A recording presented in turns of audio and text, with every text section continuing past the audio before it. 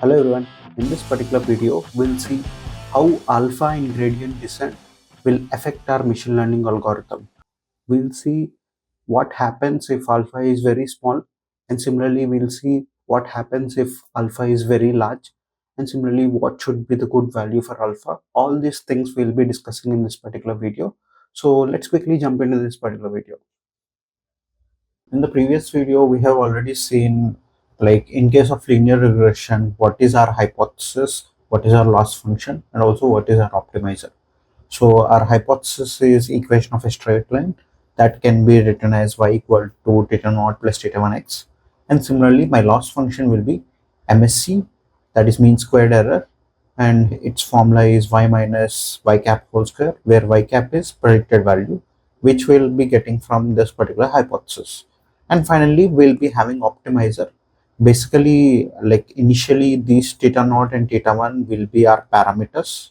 So these parameters will be adjusted to some random values initially, and by adjusting these to random values, whatever the model predicts with these random values will be very bad. That will signify it to the model with the help of this particular loss function.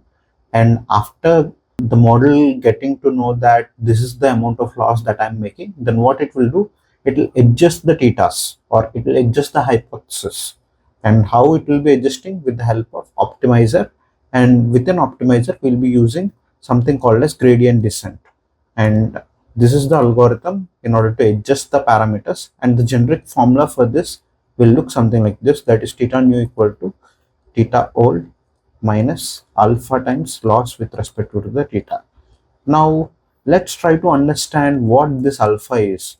We already understood how this particular equation, that is theta nu equal to theta old minus alpha times loss with respect to theta, how it is working we have already seen in the previous videos. Now let's try to understand, if we change this alpha, how it will affect our model. Let's try to understand that thing.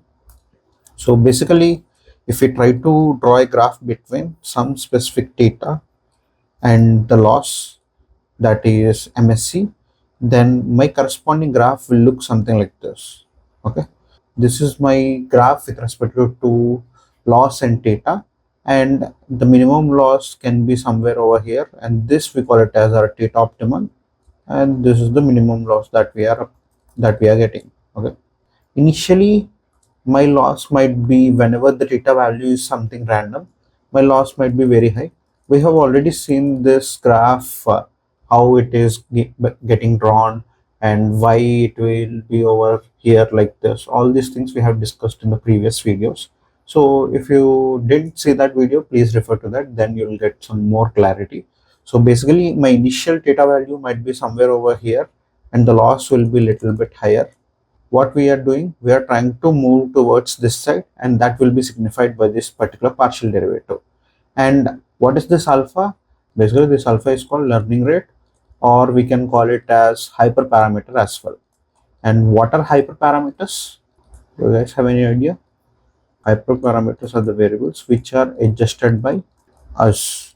So whatever things that we adjust in the machine learning algorithm, those things will be hyperparameters. Okay, simply. So let's say if alpha is very small, so in case like alpha is very small, in that case what will happen, like whatever value is signified by it, it will be multiplied with this, right? So as it is getting multiplied with this, like if it is very small value, then we'll minus very minimal thing out of this theta old, right?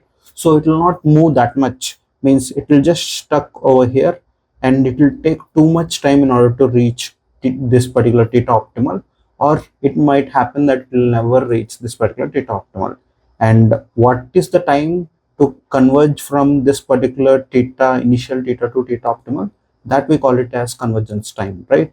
So basically, if alpha value is very small, then convergence time will increase. And similarly, if alpha is very large, then what will happen? If it is very large value, like let's say 100 or 150, basically based on problem, we can say whether it is large or not. But for suppose if it is very large, then what will happen? Basically, it will overshoot.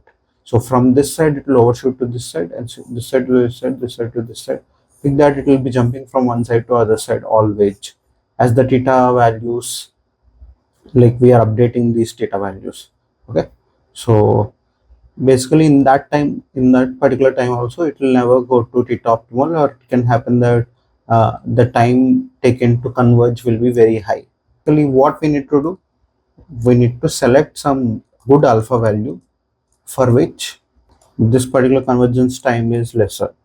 There are some techniques, like hyperparameter tuning techniques, in order to identify the best value for these alpha or any other hyperparameter, but those are very costly operations. That's why we'll not be doing all those. What we'll be doing, we'll be taking it from others experience. Like let's say some scientists might use some specific alpha value and it worked good for them, so we'll be learning from their experience and we'll be using the same, and most of the time it will be working good for us as well. So that's why we'll be using alpha like that, or we should keep something near to zero, which is not very less or not very high. That in general will work good in case of alpha. So I hope this alpha is clear for everyone, and if you have any doubts, please comment down in the comment section. Thank you everyone, bye bye.